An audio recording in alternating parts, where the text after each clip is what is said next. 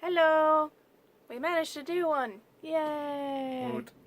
We've had a terrible day. Our car's in the shop. Sad face.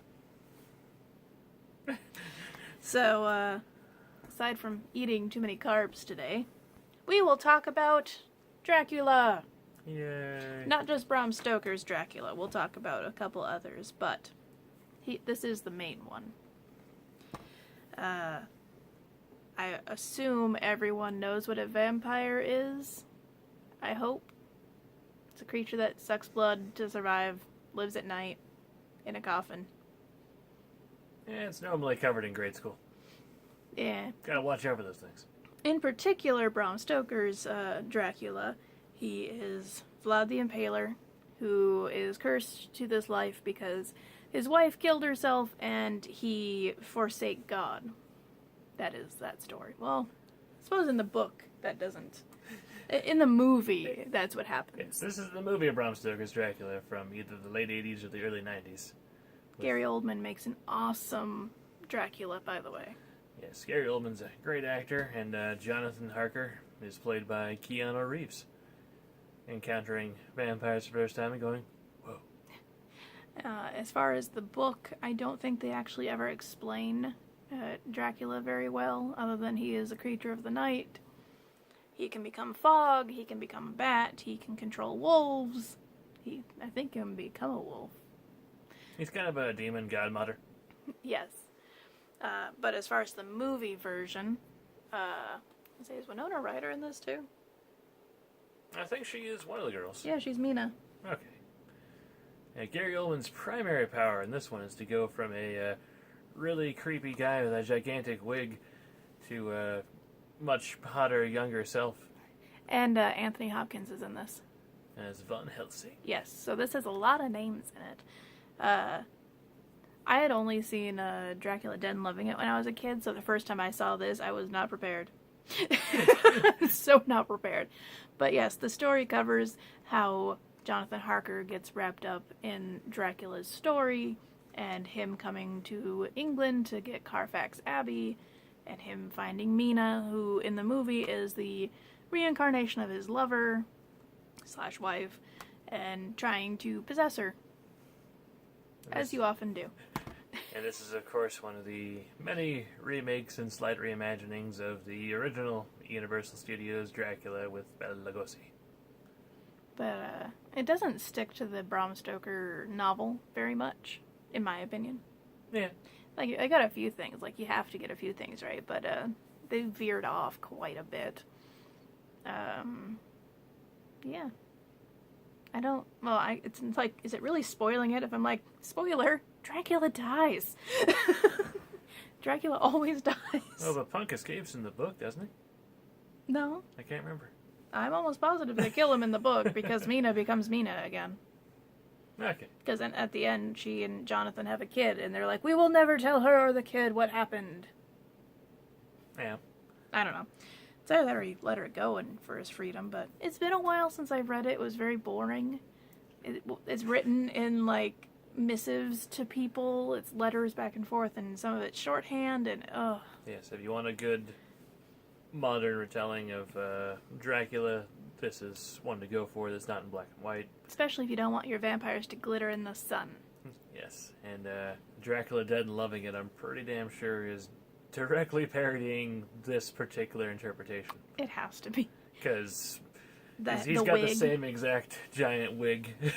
Yep, he's got the wig, he's got the floating girls, and they just don't focus on Harker in Dead and Loving It. They focus more on the relationship of, I think it's Lucy in Dead and Loving It. They swap the girls. Yeah. So Mina is the one who dies, and Lucy stays alive. And sadly, Dead and Loving It mostly follows the story of Dracula. So if you only watch that one, it's probably a superior and more entertaining version. Just less horror. I don't know. I think Gary Oldman is better at being Dracula. Okay. We also want to talk about Dracula Untold. Yes. Oh god, I can't remember his name. Who plays Dracula in that? Oh. Some guy. I've forgotten his name also. He plays Bard from Hobbit.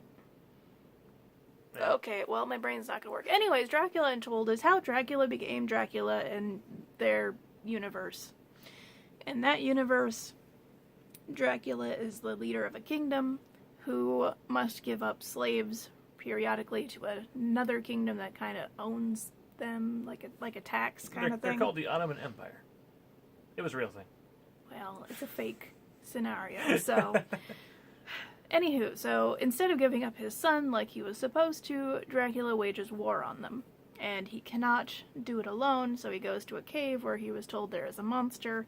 The monster is a vampire of some kind. They don't explain that very well. Just note that, surprisingly, as terrible and cheesy as it sounds, it's a pretty good movie. Has some awesome fight scenes, and it turns Dracula from a Terrible monster into a heroic character. Yeah, it makes him less monstrous. Because it definitely is, Vlad trying to deal with the monster side and the human side, and which one will win. And if the newest remake of The Mummy hadn't flopped so badly, they were hoping to combine those two universes into a new universal monster universe. Really? Yep. I didn't know Dracula Untold was that Yep, universe. that was supposed to be the beginning. F you, Mummy! Yep, ruined it all. Because, spoiler as always, at the end of the movie, Dracula's alive, and he's roaming the modern world. So that would have been cool. And say then he makes eyes with Mina, we can assume. Yeah, I assume it's Mina, and like the Bram Stoker novel, it's a reincarnation-ish of his wife. He's been waiting centuries for. Yeah, so if anything, if you watch Dracula Untold and then watch any of the standard Dracula movies, it's an obvious direct prequel. Except for, modern era. Eh. And as well as this, you have movies like Van Helsing with Hugh Jackman, Mm-hmm. where he hunts monsters. And David Wenham as his scrawny monk assistant when he, plays Faramir and the really buff one-eyed guy from 300. So you have that. You also have the Helsing cartoon that we already... anime that we already discussed. It's technically a cartoon. It just happens to be a cartoon from another country. I know what the internet says about that stuff. It's an anime. I don't want to die.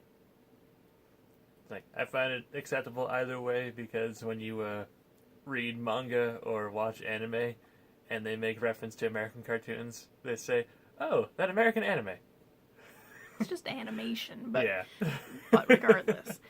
What other cool vampire things do we know? I don't think Grimm covered vampires. Yeah, one of the few things I didn't really get to. They did have a blood tree, so, similar. Rosario plus Vampire, which is an interesting anime and manga series about a dipsy vampire high schooler. And many others. And others. Interviews with Monster Girls has a vampire in it. Yeah. League of Extraordinary Gentlemen has Mina ultra vampired up. True. Penny Dreadful. Most of that is about Dracula. Yes. I try to block it out. I had such hope for that series. It was okay. Mostly depressing. It was very depressing. It was a product of its time. Also known as everything on TV is sad and depressing nowadays. Have you watched any episode of Game of Thrones? It's not all depressing. I know. Sometimes they laugh and then someone starts vomiting up blood because they were poisoned. Another one that we've already covered was the Castlevania TV series and the games, obviously, that it was based off of. Are there vampires in that stupid SNES game you were playing? The kid who beats things and saving cheerleaders. Oh, Zombies Ate My Neighbors? Sure. Are there vampires in that? Technically, yes. I'm not sure if I've ever killed one before. Normally when they show up, I just run away and just complete the mission. Okay. There was a book series and movie series in the young adult area that was supposed to be about vampires. They were called cold ones, though, because they sparkle in the sunlight. We don't talk about Twilight. I figured you're reaching now. What? You're just going for everything. Everything vampire. I did watch all of Twilight. I haven't read it. And I only watched all of it because my friend made me watch the first couple movies, and then I just needed the closure. The last one wasn't awful. The battle at the end was kind of cool. As far as reaching, there is Underworld, which is primarily about vampires. Yeah. I don't know. And the many guns they wield. Is Dracula in Underworld? I know they have all the covens. Well, I guess there's technically a Dracula, just not the Dracula that we know. You got the Blade movies. Yes, we have Blade movies. Where Dracula shows up and he's this ultimate badass who hates all the vampires. Because they're not as cool as he is. Well, Blade also hates all vampires, so, you know, they get alongish. And there's True Blood that, depending on the episode, was good.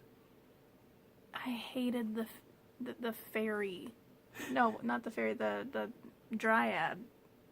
Season 2 or 3. Yeah, it was a weird one. Yeah, I didn't like that one. No, 2 was 2 witches? I don't know. I didn't like the witches and I didn't like the Dryad. Pretty sure Dryad was season 2, Witches were season 3. And season 1 and 4 were all about vampires. With some fairies thrown in. Well, I'm told if I read the books that it's slightly better. So, not all the books. The first couple books. So then you have to get your hands on the books, which in general are stupidly priced on Amazon. Yeah. You'd think a popular series on TV would have books in print for a decent price. Instead of resellers. One day. Yeah. One day. Anywho. Is that all? Did I reach too far? I didn't talk about Ghoul School. There's vampires in that. There's always vampires and Vampires Los Muertos. It's a couple of John Carpenter films that are just about people murdering vampires. Oh yeah, because then you have also the 30 Days of Night or something. And Oh god, it was awful. It was awful. If you just want to see vampires murder a bunch of people in horrific ways, I guess you can watch that.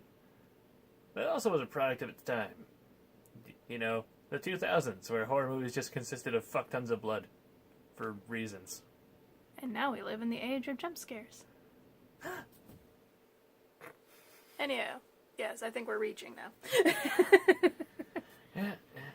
So, sorry. I really wanted to focus on Dracula and then I got sidetracked. So, vampires!